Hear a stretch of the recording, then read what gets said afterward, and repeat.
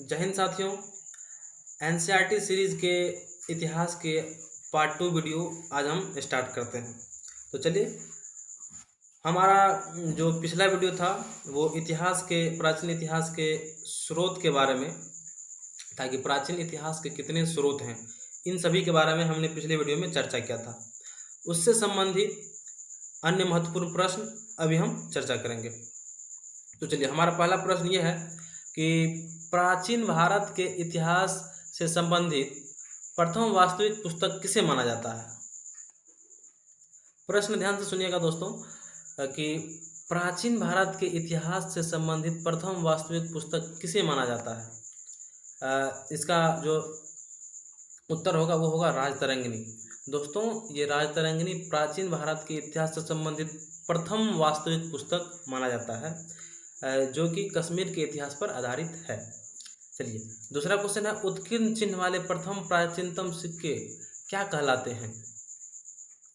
कहता है कि उत्कीर्ण चिन्ह वाले प्राचीनतम सिक्के क्या कहलाते हैं, मतलब ऐसे सिक्के जिस पर कि उत्कीर्ण का मतलब दोस्तों ये होता है कि उसको हाथ के द्वारा उस पर कुछ लिखा जाता था, धातु से ठोक ठोक करके, पीट पीट करके। ठीक, ऐसे सिक्कों को क्या कहते हैं, उसे बोलते हैं आहत सिक्के। आहत सिक्के, एक बात यहाँ पर और समझिएगा आप लोग, आहत मतलब होता है किसी चीज़ पर जोर से मारना। तो जो हमारे प्राचीनतम सिक्के होते थे जिसको उत्कीर्ण तरीके से बनाया जाता था, उत्कीर्ण चिन्ह उत्कीर्ण होते थे, उसको यानी कि जोर डाल के उसको बनाया जाता था, इसीलिए उसको आहत सिक्के बोलते थे। तो यहाँ पर हमारा उत्कीर्ण चिन्ह वाले प्रथम सिक्के क्या कहलाएंगे, आहत सिक्के। नोट और ध्यान देने वाली बात यहाँ पर एक और है कि सिक्कों के अध्ययन को क्या कहते हैं। तो सिक्कों के अध्ययन को मुद्रा शास्त्र करते हैं। ये तो आसान सा प्रश्न है दोस्तों, आप लोग को एक बार में ही याद हो जाएगा। चलिए, उसके बाद है, सर्वप्रथम भारतवर्ष नाम का उल्लेख किस अभिलेख से प्राप्त हुआ। ये एक महत्वपूर्ण प्रश्न बनता है यहाँ पर कि सर्वप्रथम भारत नाम का उल्लेख किस अभिलेख से प्राप्त हुआ। तो इसका जो राइट आंसर है वो है हाथी गुम्फा अभिलेख। हाथी गुम्फा अभिलेख इसका राइट आंसर है। चलिए, चौथा प्रश्न हमारा है, प्राचीन भारत का सर्वप्रथम सुनियोजित इतिहास किसने तैयार किया। यह भी एक बहुत अच्छा प्रश्न है दोस्तों, जो कि आपको बहुत ही कम देखने को मिलेगा किताब सब में, लेकिन यहाँ पर विशेष रूप से इस क्वेश्चन को डाला गया है कि प्राचीन भारत का सर्वप्रथम सुनियोजित इतिहास किसने तैयार किया। तो वह है V.M. स्मिथ ने। क्या है, V.A. स्मिथ ने। V.A. स्मिथ इसका राइट आंसर है। चलिए, अगर उसके बाद हम बात करें तो कहता है कि उत्कीर्ण लेखों के अध्ययन से क्या कहा जाता है, मतलब उत्कीर्ण लेखों के अध्ययन को, अभी मैंने आप लोग को बताया कि उत्कीर्ण लेख क्या होता है। मुद्रा पर या सिक्के पर जो बहुत तरह के विभिन्न तरह की आकृतियां उत्कीर्ण की जाती हैं, उसी को बहुत चीज़ लिखी भी जाती है, उसी को उत्कीर्ण लेख कहा जाता है। तो इसी का अध्ययन को क्या कहा जाता है, तो इसके अध्ययन को क्या कहते हैं दोस्तों, देखिए उसके अध्ययन को बोलते हैं अभिलेखा शास्त्र। क्या बोलते हैं, अभिलेखा शास्त्र, ध्यान रखिएगा। चलिए, एक नोट पॉइंट यहाँ पर और है कि लिपियों के विकास के अध्ययन को पुरालिपि विद्या कहा जाता है। ये एक बहुत ही इंपॉर्टेंट पॉइंट है दोस्तों कि लिपियों के विकास के अध्ययन को पुरालिपि विद्या कहा जाता है। चलिए, नेक्स्ट प्रश्न हमारा है कि प्राचीन भारत इतिहास को जानने के लिए किन किन स्रोतों का प्रयोग होता है। ये देखिए दोस्तों, हमारा पिछला जो वीडियो था फुल्ली इसी टॉपिक पर बेस्ड था कि प्राचीन भारतीय इतिहास को जानने के लिए किन स्रोतों का प्रयोग होता है। तो इसका राइट आंसर हमारा है धार्मिक ग्रंथ, ऐतिहासिक ग्रंथ, पुरातात्विक साक्ष्य और विदेशी विवरण। जो भी साथियों पिछले वीडियो को अच्छे से देखे होंगे तो उनको इस प्रश्न में हल्की सी भी दिक्कत नहीं हुआ होगा। चलिए, अब हमारा नेक्स्ट क्वेश्चन है कि भारत के प्राचीनतम ग्रंथ वेदों का संकलनकर्ता किसे माना जाता है। भारत के प्राचीनतम ग्रंथ वेदों का संकलनकर्ता किसे माना जाता है। इसका आंसर है दोस्तों महर्षि कृष्णद्वैपायन वेदव्यास। बहुत ही इंपॉर्टेंट प्रश्न दोस्तों, इसको ध्यान रखिएगा। क्या है, महर्षि कृष्णद्वैपायन वेदव्यास। ठीक, अब देखिए अगला क्वेश्चन है, वायु पुराण में किस वंश का उल्लेख है। वायु पुराण में किस वंश का उल्लेख है। इसका आंसर है गुप्त वंश और शुंग वंश। क्या है, गुप्त वंश और शुंग वंश। उसके बाद हमारा है, कौटिल्य के अर्थशास्त्र से किस वंश की जानकारी मिलती है। ये एक बहुत इंपॉर्टेंट प्रश्न है। प्राचीन इतिहास में कौटिल्य के अर्थशास्त्र से बहुत सारे प्रश्न पूछे जाते हैं, इसलिए यहाँ इस प्रश्न को ध्यान से याद रखिएगा दोस्तों कि कौटिल्य के अर्थशास्त्र से किस वंश की इतिहास की जानकारी मिलती है। कौटिल्य के अर्थशास्त्र से किस वंश के इतिहास की जानकारी मिलती है। इसका आंसर क्या हो जाएगा, मौर्य वंश। राइट आंसर इज मौर्य वंश। उसके बाद जो हमारा 10वां और अंतिम प्रश्न है कि जैन धर्म का प्रारंभिक इतिहास किस ग्रंथ से प्राप्त होता है। जैन धर्म का प्रारंभिक इतिहास किस ग्रंथ से प्राप्त होता है। इसका राइट आंसर है हमारा दोस्तों कल्पसूत्र। क्या है इसका राइट आंसर? कल्पसूत्र।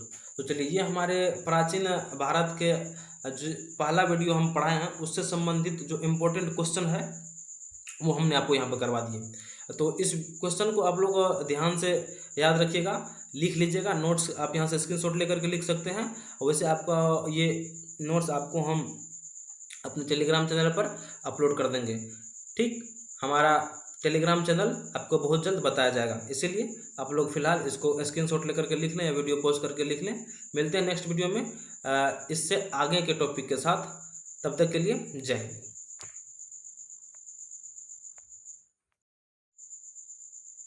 जय हिंद दोस्तों, आज हम लोग पढ़ेंगे इतिहास का काल विभाजन। कि इतिहास को जो बांटा गया है कि क्या होता है प्रागैतिहासिक, क्या होता है पाषाण काल, क्या होता है निम्न पाषाण काल, ये सब चीज़ों को हम अच्छे तरीके से देखेंगे। तो चलिए, हमारा जो आज इतिहास का कालक्रम में सबसे पहले देखेंगे कि इतिहास को 3 भागों में बांटा गया है। सबसे पहला है प्रागैतिहासिक, उसके बाद है आद्य ऐतिहासिक, उसके बाद है ऐतिहासिक। ध्यान से देखिएगा दोस्तों, इतिहास को 3 भागों में बांटा गया है। पहला है प्रागैतिहासिक, दूसरा आद्य ऐतिहासिक और तीसरा ऐतिहासिक। क्लियर? इसके बाद अगर हम देखेंगे तो प्राग ऐतिहासिक का काल क्या है, समय क्या है।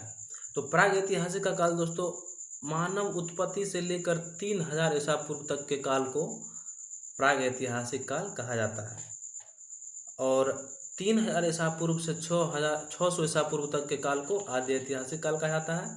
फिर उसके आगे 600 ईसा पूर्व से आगे के काल को ऐतिहासिक काल कहा जाता है।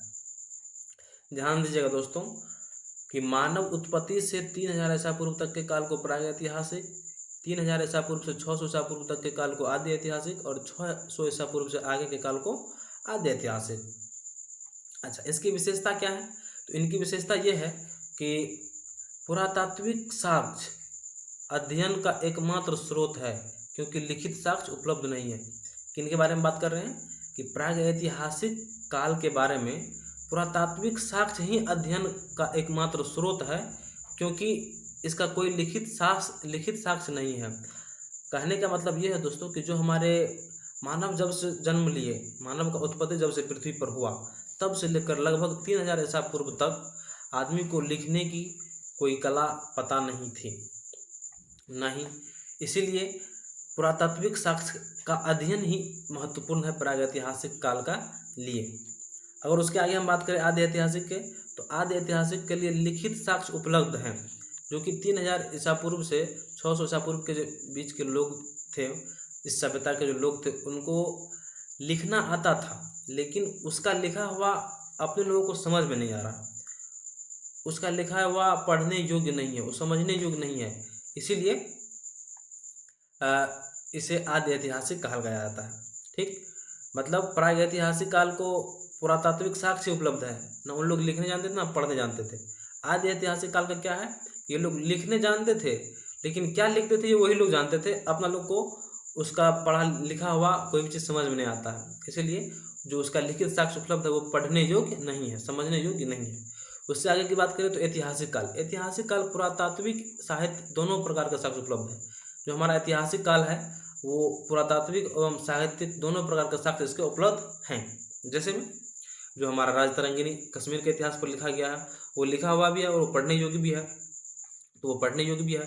तो यह हो गया हमारा ऐतिहासिक काल। चलिए, उसके बाद अगर हम बात करें तो पाषाण काल।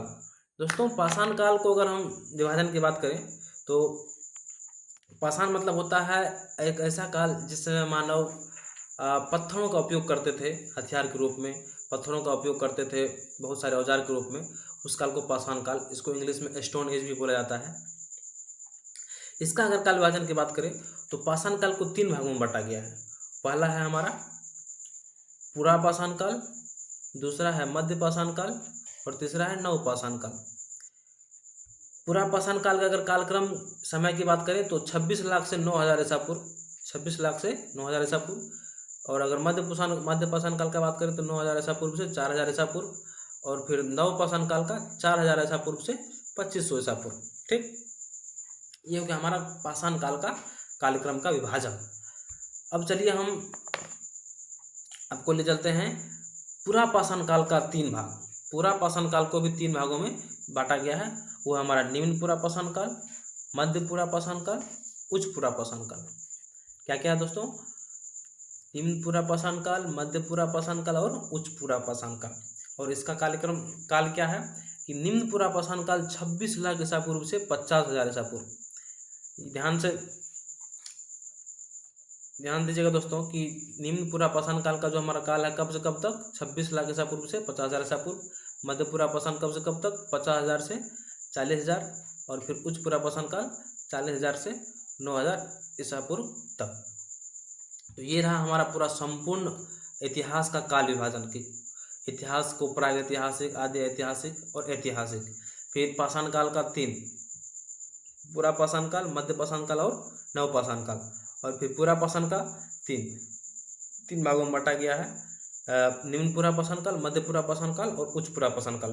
दोस्तों ये यहाँ पर बहुत सारे विद्यार्थियों को कन्फ्यूजन रहता है, तो आप लोग इस टेबल को अच्छे से ध्यान में रखेंगे, इसके कार्यक्रम को अच्छे से ध्यान में रखेंगे और इनके बारे में जितनी भी जानकारी दी गई है वो आपके लिए परीक्षा के दृष्टिकोण से और जानकारी के दृष्टिकोण से अति महत्वपूर्ण है। तो चलिए मिलेंगे नेक्स्ट वीडियो में और भी महत्वपूर्ण टॉपिक के साथ। तब तक के लिए जय हिंद।